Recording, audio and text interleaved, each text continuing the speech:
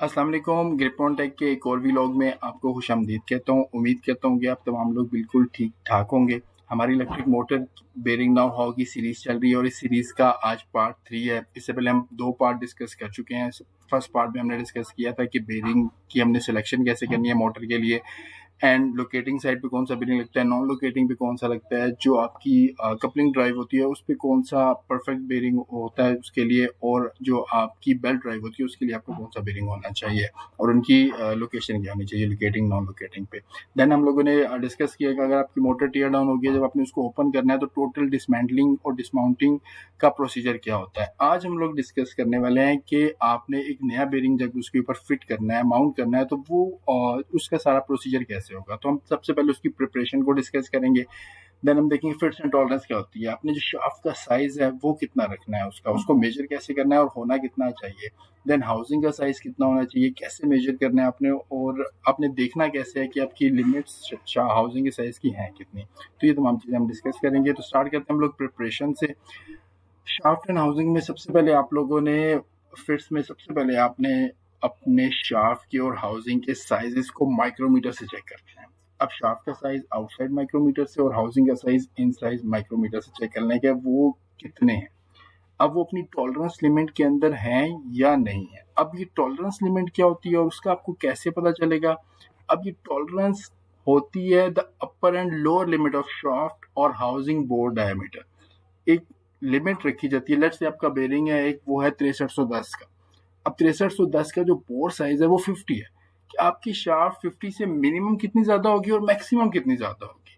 अब वो मिनिमम और जो मैक्सिमम है ना, वो आपकी टॉलरेंस है। अब ये देखिए, ये शाफ्ट है, तो शाफ्ट पे यहाँ पे इन्होंने ये रेड कलर का मैक्सिमम बताया कि मैक्सिमम आपकी शाफ्ट यहाँ से यहाँ तक आ सकती है और मिनिमम आपकी शाफ्ट जो है ना वो यहाँ तक आ सकती है। इसी तरह ये हाउसिंग का साइज इन्होंने बताया कि मैक्सिमम जो है ना वो यहाँ तक आ सकती है और मिनिमम यहाँ तक आ सकती है। तो ये बेसिकली टॉलरेंस लिमिट है। इसके जब आप मेजर करते हैं उसको माइक्रोमीटर से, तो वो इस मैक्सिमम और मिनिमम लिमिट के दरमियान में होनी चाहिए। अगर इसके दरमियान में नहीं होगी तो आपको शाफ्ट को रिपेयर करना पड़ेगा या चेंज करना पड़ेगा। अब अगर आप उसको रिपेयर या चेंज नहीं करते तो क्या होता है, यानी इंपॉर्टेंस क्या है करेक्ट फिट की। अगर आपका एक्सेसिव लूज फिट हो जाता है, अब लूज फिट क्या होता है, वो अलाउ करता है रिलेटिव मूवमेंट की। अब देखिए, यहाँ से ये टाइट फिट है, यहाँ पर इसकी फिटिंग ये आपको दिखाने के लिए थोड़ा सा ज्यादा बनाया गया, यहाँ पे इसकी फिटिंग नहीं है। अब क्या होगा कि जब ये बेरिंग यहाँ से रोटेट करके ये रोलिंग एलिमेंट बिल्कुल इसके साथ बहुत ज्यादा टच होके चलेंगे, टाइट होके चलेंगे, लेकिन जैसे ही वो यहाँ पर आएंगे तो यहाँ पे इसमें गैप आ जाएगा, तो यहाँ पे थोड़ा सा बबल करके यहाँ पे आपकी रेस को खराब कर सकते हैं। तो यहाँ से भी रेस वियर आउट होगी, यहाँ से भी वियर आउट होगी, आपका बेरिंग जो है वो फेल हो जाएगा। तो इस रिलेटिव मूवमेंट में क्या होता है कि आपकी हीट जनरेट होती है, वियर होता है, फ्रेटिंग होती है, आपका रिंग फ्रैक्चर होता है। ये सारी टर्म्स है फेलियर की, इनको भी हम डिस्कस करेंगे किसी एक वीडियो में। प्रॉपर इसके लिए एक वीडियो बनाऊंगा फेलियर एनालिसिस के ऊपर भी। देन आपके शाफ्ट एंड हाउसिंग फिट में इंपॉर्टेंस ऑफ करेक्ट फिट में एक्सेसिव टाइट फिट है। पहले लूज फिट था, अगर आपका टाइट फिट हो जाता है, शाफ्ट साइज ज्यादा हो जाता है आपका, तो उसमें क्या होता है शाफ्ट एंड हाउसिंग साइज। तो ये देखें, शाफ्ट साइज अगर ज्यादा हो जाएगी तो बेरिंग के अंदर, मैंने पहले भी हमने डिस्कस किया है कि बेरिंग के अंदर क्लियरेंस होती है। अब जब शाफ्ट साइज ज्यादा होगा, बेरिंग उसके ऊपर टाइट फिट जाएगा, इनर रिंग ने ऊपर वाली साइड पे यहाँ पर मूव करना है। अब जब इनर रिंग ऊपर वाली साइड पे मूव करेगा तो रोलिंग एलिमेंट भी ऊपर मूव करेगा और आउटर रिंग के साथ आपका बेरिंग टच हो जाएगा। इसी तरह अगर हाउसिंग साइज टाइट है तो वो ऊपर से इसको प्रेस करेगा आपके बेरिंग के आउटर रिंग को, और बेरिंग नीचे की तरफ जब आएगा यहाँ से तो हाउसिंग उसके साथ ज्यादा टच हो जाएगी, तो बेरिंग आपका टाइट फिट हो जाएगा। अब जब वो टाइट फिट हो जाएगा तो डेफिनेटली फिर बेरिंग जो है वो आपको प्रॉपर लाइफ नहीं दे रहा है। उसमें क्या होगा कि उसका टेम्परेचर बहुत ज़्यादा इंक्रीज होगा, आपका रिंग भी फ्रैक्चर हो सकता है, और आप जब बेरिंग को फिट कर रहे होंगे तो आपकी जो माउंटिंग की फोर्सेज हैं वो भी आपको बहुत ज़्यादा जो है वो लगानी पड़ रही होंगी। अब इसमें हमारा जो नेक्स्ट टॉपिक है वो है शाफ्ट एंड हाउसिंग फिट में चेकिंग फिट इंटेग्रिटी। अक्सर जब आप बेरिंग को निकालते हैं ना, तो बेरिंग को जब आप निकालते हैं तो आपको इस तरीके के निशान नजर आते हैं आउटर रिंग पे और इनर रिंग पे। तो जैसे आपने बेरिंग को निकालना है तो पहले बेरिंग को जरूर देखना है कि उसके आउटर और इनर रिंग पे, ओडी पे ऐसे निशान या बोर पे ऐसे निशान तो नहीं। अगर इस किस्म की उसके ऊपर निशान है तो फिर तो ये क्लियर है कि आपकी जो शाफ्ट साइज है वो ठीक नहीं है। बेसिकली ये निशान होते हैं लेकिन थोड़े होते हैं। आईएसओ स्टैंडर्ड है कि आपका बेरिंग और जो हाउसिंग है या शाफ्ट है वो 95% आपस में कांटेक्ट में होने चाहिए, यानी 5% की गुंजाइश है उसमें, तो वो थोड़े बहुत निशान होते हैं। लेकिन अगर इस तरह बहुत ज्यादा है तो फिर आपके बेरिंग में प्रॉब्लम आ गया। इसको बेसिकली फ्रेटिंग क्रोजन कहते हैं कि आपके बेरिंग में जो है ना वो फ्रेटिंग स्टार्ट हो गई है। फ्रेटिंग जो होती है ना, इसकी मैं अक्सर एग्जांपल देता हूँ, ये जस्ट लाइक जो है ना वो सेम होती है, जैसे दीवार में सेम लगती है ना आपकी, एक साइड से लगी दूसरी साइड पे निकल जाती है, इसी तरह फ्रेटिंग भी होती है। इसका इफेक्ट फिर यहाँ से इस साइड पे भी आना शुरू हो जाता है, तो जो आपके बेरिंग के लिए बहुत ही बुरा है। अब आपने करना क्या, अब फ्रेटिंग आ गई है आपकी, तो लोग क्या करते हैं, फ्रेटिंग आ जाती है उसके ऊपर जंग वगैरह उनको नजर आने लगता है, तो वो क्या करते हैं, उसको क्लीन करते हैं। अब वो क्लीन जो है ना वो करना तो चाहिए, लेकिन उसको जेंटली करना चाहिए। एमरी पेपर नहीं लगाना चाहिए, सैंड पेपर नहीं लगाना चाहिए, कोई वायर वूल उसके ऊपर नहीं लगाना चाहिए। उस सबसे क्या होता है कि मटेरियल चिप ऑफ हो रहा होता है आपका। आपने वो मटेरियल चिप ऑफ नहीं करना बेसिकली उसके ऊपर से। मटेरियल चिप ऑफ करेंगे तो शाफ्ट का साइज जो है वो आपका डाउन हो जाएगा, और आप लोग 4 से 5 मरतबा में अपनी शाफ्ट का साइज डाउन करवा लेंगे। तो मेटल आपने ऊपर नहीं उठाना, कोशिश करना है कि आप लोग कुछ स्कॉच ब्राइट टाइप की चीज, या आप लोगों ने ये एक क्लॉथ पीस है इस तरह की चीज निकाल लेनी है। लेकिन अगर वो फ्रेटिंग बहुत ज्यादा है तो पहले आप देख लेंगे वो फ्रेटिंग हो क्यों रही है, और उस प्रॉब्लम को सॉल्व कर लेंगे। शाफ्ट रिपेयर होने वाली है तो उसको रिपेयर कर लें। अब निक्स एंड फ्रनिक्स एंड बर्स्ट क्या होता है कि लोग, मैंने अक्सर देखा है इंडस्ट्री में, शाफ्ट को निकालते हैं, मशीन के ऊपर लगाते हैं, लेथ के ऊपर, और फाइल लगा के उसको जो है ना वो नीट कर रहे होते हैं। अब फाइल वो इतनी बहुत ज़्यादा फाइन नहीं होती। मैंने आपको बताया था कि 95% कॉन्टैक्ट होना चाहिए, तो वो कॉन्टैक्ट बढ़ जाता है उससे। तो इसके लिए अपने जो है ना वो हॉर्निंग स्टॉन्स मिलते हैं, उनको लेके आप उसको बेसिकली लेथ के ऊपर लगा के हॉर्निंग स्टॉन से कर लें, आपकी शाफ्ट बिल्कुल नीट एंड क्लीन हो जाएगी, क्लियर हो जाएगी। तो नेक्स्ट हमारा फिट्स एंड टॉलरेंस में अब हम लोगों ने देख लिया कि शाफ्ट के साइजेस बनाने के लिए हमें क्या क्या उसकी प्रिपरेशन हमें कैसे करनी है। अब हमने एक शाफ्ट का साइज बनाना है, तो उसके लिए मैंने एक एग्जांपल ले लिया। हम एक डीप ग्रूव बॉल बेरिंग ले लेते हैं 6208 का।